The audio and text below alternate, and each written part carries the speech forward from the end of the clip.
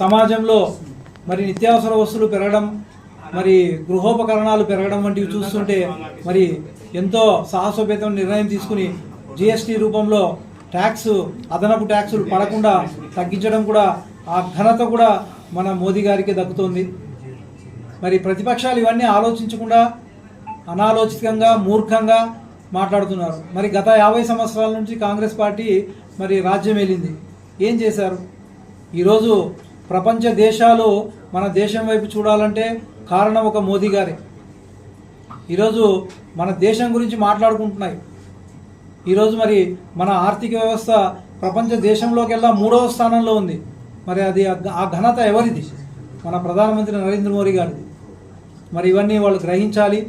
మరి అలాంటి మహానుభావుడు చాలామంది దేశాలు, కొన్ని దేశాలు అయితే బహిరంగంగా చెప్తున్నాయి, ఇలాంటి ప్రధాని మాకు కూడా ఉంటే ఎంతో మంచిగా ఉండేది కదా అని ఆలోచిస్తున్నాయి. అంటే మాకు భగవంతుడు ఇచ్చిన, భారతదేశానికి భగవంతుడు ఇచ్చిన ఒక వరం ఆయన. ఆయన ఒక రాజకీయ కోణంలో చూడకూడదు మనం.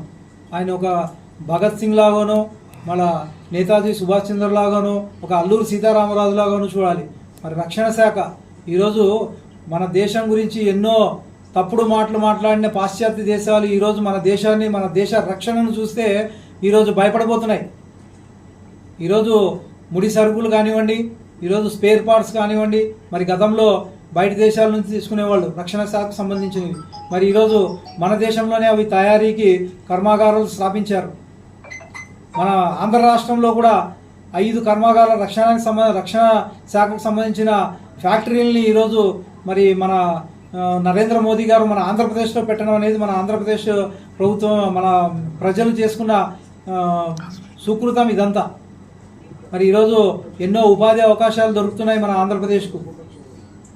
మరి ప్రపంచ దేశాలు మన భారతదేశాన్ని ఎలా చూస్తున్నాయో, మరి మన దేశంలో కూడా అన్ని రాష్ట్రాలు మన కూటమి ప్రభుత్వం వైపు, ఆంధ్రప్రదేశ్ వైపు చూస్తున్నాయి.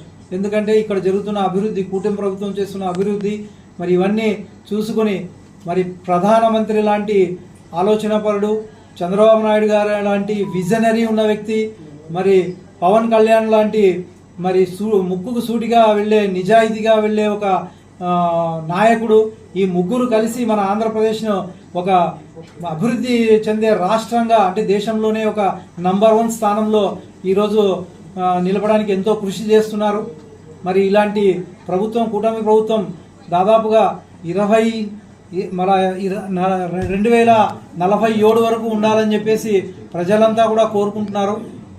మరి ప్రపంచ దేశాలు కూడా ఈరోజు మన మోదీని, మన ప్రధానమంత్రి నరేంద్ర మోదీని చూసి గర్వపడుతున్నారు.